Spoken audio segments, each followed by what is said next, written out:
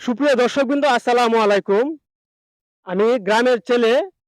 তো গ্রামের ভিডিওগুলো আপনাদের সাথে তুলে ধরি।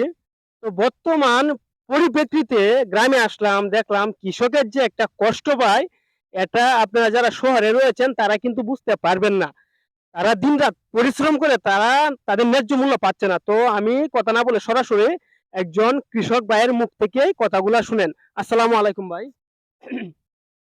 আমরা তো কৃষিকাজ করে লাভবান হইতে পারি না। কীটনাশক, সার অনেক দর। কৃষি ঋণ পাই না, গে ঘুরন লাগে। সঠিক কাগজপত্র লইয়াও গে পাই না। তারপরে এখন কৃষিকাজে লাভ-টাভ কিরকম আছে? ল্যাপটপ কিনু মতে খালি খায়া দিন পার হতাছি এইটুকুই। আর আমরা কৃষকের লস হইয়াছি, লাভবান না। ১০% মানে ১ কাঠা জমির মধ্যে আপনার কত টাকা খরচ হয়? ১০% জমিতে আপনার এই লাগানো থেকে শেষ পর্যন্ত দেওয়া পর্যন্ত কত টাকা খরচ হয়? ১০% জমিতে আমরা তো আর ৩ থেকে ৩,৫০০ টাকা খরচ হইছে। তো এটা পরে কত টাকা বিক্রি করেন ফসল? এই তো এই ৪,০০০ ৫,০০০ বিক্রি হয়। তাতে আপনি কোনো লাভ দেখতেছি না আমি। না, লাভ নাই।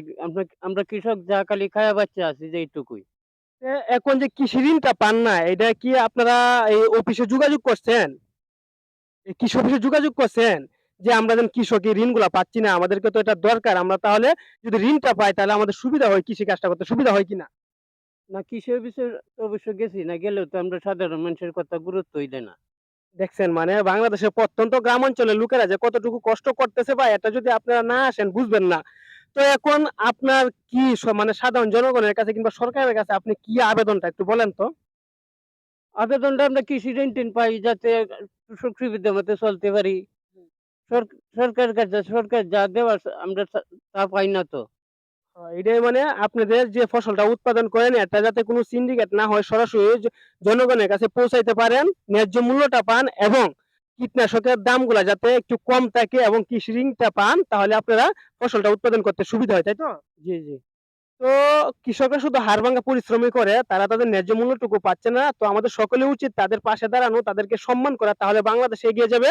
আমাদের সাধারণ জনগণও শান্তিতে থাকতে পারবো, তারাও শান্তিতে থাকতে পারবে। তো আপনাদের সকলের কাছে উচিত আমার এই ভিডিওটা শেয়ার করে দেন এবং চ্যানেলটা সাবস্ক্রাইব করবেন। তাহলে নতুন, নতুন ভিডিও পাবেন। আল্লাহ হাফেজ। ভালো থাকেন, হ্যাঁ?